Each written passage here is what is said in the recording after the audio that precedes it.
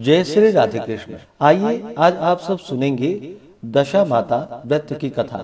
दशा माता का व्रत प्रत्येक वर्ष फाल्गुन मास कृष्ण पक्ष की 10वीं तिथि के दिन खास करके धारण किया जाता है। वहीं पर फाल्गुन मास कृष्ण पक्ष प्रतिपदा से लेकर के 10वीं तिथि तक प्रत्येक दिन दशा माता का कथा श्रवण किया जाता है। खास करके इस व्रत को स्त्रियां धारण करती हैं, जिससे कि संतान की रक्षा होती है, उन्नति होती है तथा सभी प्रकार के सुख और समृद्धि की प्राप्ति होती है। तो आइए सुनते हैं दशा माता के कोप से बचाने वाली पौराणिक कथा।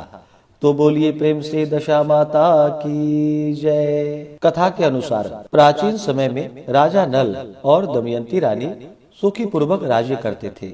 उनके 2 पुत्र थे। उनके राज्य में प्रजा सुखी और संपन्न थी। एक दिन की बात है कि उस दिन होली दशा थी। एक ब्राह्मणी राजमहल में आई और रानी से कहा, दशा का डोरा ले लो। बीच में दासी बोली, हाँ रानी साहिबा, आज के दिन सभी सुहागिन महिलाएं दशा माता का पूजन और व्रत करती है तथा इस डोरे की पूजा करके गले में बांधती है, जिससे अपने घर में सुख समृद्धि आती है। अतः रानी ने ब्राह्मणी से डोरा ले लिया और विधि अनुसार पूजन करके गले में बांध लिया। कुछ दिनों के बाद राजा नल ने दमयंती के गले में डोरा बंधा हुआ देखा।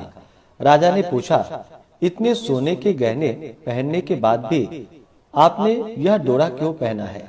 रानी कुछ कहती, इसके पहले ही राजा ने डोरे को तोड़कर जमीन पर फेंक दिया। रानी ने उस डोरे को जमीन से उठा लिया और राजा से कहा, यह तो दशा माता का डोरा था, आपने उनका अपमान करके अच्छा नहीं किया। जब रात्रि में राजा सो रहे थे, तब दशा माता स्वप्न में बुढ़िया के रूप में आई और राजा से कहा कि हे राजन, तेरी अच्छी दशा जा रही है और बुरी दशा अब आ रही है। तूने मेरा अपमान करके अच्छा नहीं किया है। ऐसा कहकर बुढ़िया दशा माता अंतर ध्यान हो गई। अब जैसे तैसे दिन बीतते गए। वैसे वैसे कुछ ही दिनों में राजा के ठाठ और बाट, हाथी घोड़े, लाभ लश्कर, धन धान्य, सुख शांति सब कुछ नष्ट होने लगे। अब तो भूखे मरने का समय आ गया। एक दिन राजा ने दमयंती से कहा, तुम अपने दोनों बच्चों को लेकर अपने मायके चली जाओ। रानी ने कहा, मैं आपको छोड़कर कहीं नहीं जाऊंगी। जिस प्रकार आप रहेंगे उसी प्रकार मैं भी आपके साथ रहूंगी। तब राजा ने कहा, अपने देश को छोड़कर दूसरे देश में चले, वहां जो भी काम मिल जाएगा वही काम कर लेंगे। इस प्रकार नल और दमयंती अपने देश छोड़कर चल दिए। चलते चलते रास्ते में भील राजा का महल दिखाई दिया। वहां राजा ने अपने दोनों बच्चे को अमानत के तौर पर छोड़ दिया। आगे चले तो रास्ते में राजा के मित्र का गांव आया। राजा ने रानी से कहा, चलो हमारे मित्र के घर चलो। मित्र के घर पहुंचने पर उनका खूब आदर सत्कार हुआ और पकवान बनाकर भोजन कराया। मित्र ने अपने शयन कक्ष में सुलाया। उसी कमरे में मोर की आकृति की खूंटी पर मित्र की पत्नी का हीरो जरा कीमती हार टंगा हुआ था। मध्य रात्रि में रानी की नींद खुली तो उन्होंने देखा कि वह बेजान खूंटी हार को निगल रही थी। यह देखकर रानी ने तुरंत राजा को जगाकर दिखाया और दोनों ने विचार किया कि सुबह होने पर मित्र के पूछने पर क्या जवाब देंगे, अतः यहाँ से इसी समय चले जाना चाहिए। राजा रानी दोनों रात्रि को ही वहां से चल दिए। सुबह होने पर मित्र की पत्नी ने खूंटी पर अपना हार देखा। हार वहां नहीं था। तब उसने अपने पति से कहा कि तुम्हारे मित्र कैसे हैं जो मेरा हार चुराकर रात्रि में ही भाग गए। मित्र ने अपनी पत्नी को समझाया कि मेरा मित्र कदापि ऐसा नहीं कर सकता है, धीरज रखो, कृपा कर उससे चोर मत कहो। आगे चलने पर राजा नल की बहन का गांव आया।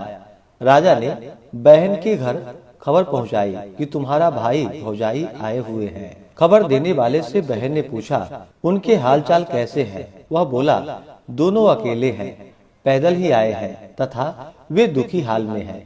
इतनी बात सुनकर बहन थाली में कांदा रोटी रखकर भैया भाभी से मिलने आई। राजा ने तो अपने हिस्से का खा लिया, परंतु रानी ने जमीन में गाड़ दिया। चलते चलते एक नदी मिली।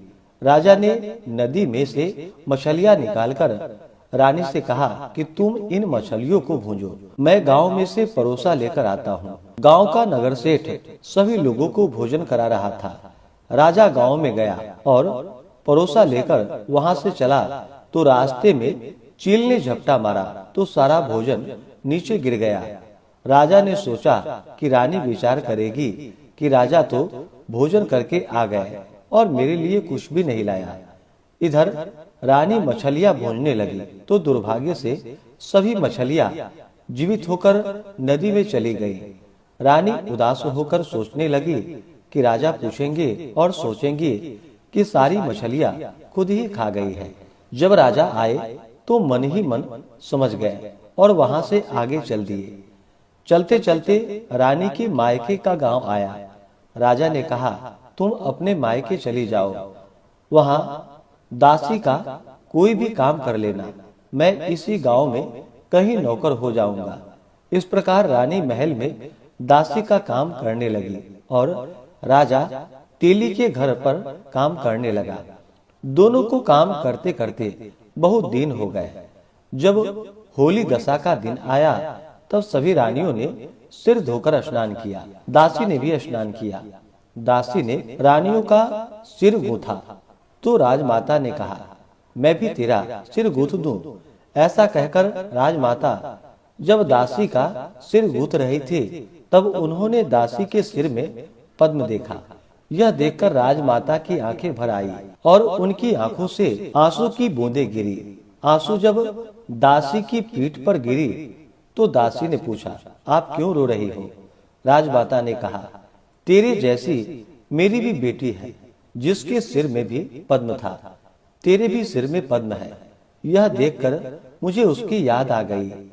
तब दासी ने कहा, मैं ही आपकी बेटी हूँ। दशा माता के कोप से मेरे बुरे दिन चल रहे हैं, इसलिए यहाँ चली आई। माता ने कहा, बेटी तूने यह बात हमसे क्यों छिपाई? दासी ने कहा, माँ मैं सब कुछ बता देती तो मेरे बुरे दिन नहीं कटते। आज मैं दशा माता का व्रत करूंगी तथा उनसे गलती की क्षमा याचना करूंगी। अब तो राजमाता ने बेटी से पूछा, हमारे जमाई राजा कहाँ हैं? बेटी बोली, वे इसी गांव में किसी तेली के घर पर काम कर रहे हैं। अब गांव में उनकी खोज कराई गई और उन्हें महल में लेकर आए। जमाई राजा को स्नान करवाया, नए वस्त्र पहनाए और पकवान बनाकर उन्हें भोजन करवाया। अब दशा माता के आशीर्वाद से राजा नल और दमयंती के अच्छे दिन लौट आए। कुछ ही दिन वही बिताने के बाद अपने राज्य जाने को कहा।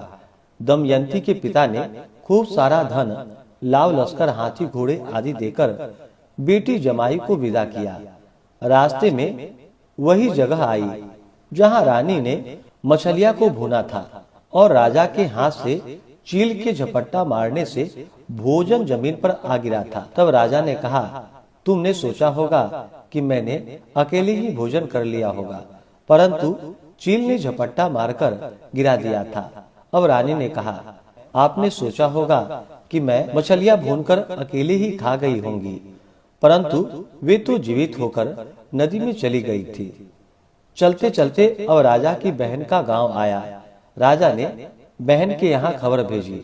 खबर देने वाले से पूछा कि उनके हालचाल कैसे हैं। उसने बताया कि वे बहुत अच्छी दशा में हैं। उनके साथ हाथी घोड़े लाव लश्कर है। यह सुनकर राजा की बहन मोतियों की थाल सजाकर लाई। तभी दमयंती ने धरती माता से प्रार्थना की और कहा कि माँ, आज मेरी अमानत मुझे वापस दे दो। यह कहकर उस जगह को खोदा जहाँ कांदा रोटी गाड़ दिया था। खोदने पर रोटी तो सोने की और कांदा चांदी की हो गई। ये दोनों चीजें बहन की थाली में डाल दी और आगे चलने की तैयारी करने लगी। वहां से चलकर राजा अपने मित्र के घर पहुंचे। मित्र ने उनका पहले के समान ही खूब आदर सत्कार किया और सम्मान किया। रात्रि विश्राम के लिए उन्हें उसी शयन कक्ष में सुलाया। मोरनी वाली खूंटी के हार निगल जाने वाली बात से नींद नहीं आई। आधी रात के समय वही मोड़ने वाली खूंटी हार उगलने लगी तो राजा ने अपने मित्र को जगाया तथा रानी ने मित्र की पत्नी को जगाकर दिखाया। आपका हार तो इसने निगल लिया था। आपने सोचा होगा कि हार हमने चुराया है। दूसरे दिन प्रातः काल नित्य कर्म से निपटकर वहां से वे चल दिए। वे भील राजा के यहाँ पहुँचे और अपने पुत्रों को मांगा तो भील राजा ने देने से मना कर दिया। गांव के लोगों ने उन बच्चों को वापस दिलाया। नल दमयंती अपने बच्चे को लेकर अपनी राजधानी के निकट पहुँचे तो नगरवासियों ने लाव लश्कर के साथ उन्हें आते देखा। सभी ने बहुत प्रसन्न होकर उनका स्वागत किया तथा गाजे बाजे के साथ उन्हें महल पहुंचा दिया। राजा का पहले जैसा ठाट बाट हो गया। राजा नल और दमयंती पर दशा माता ने पहले कोप किया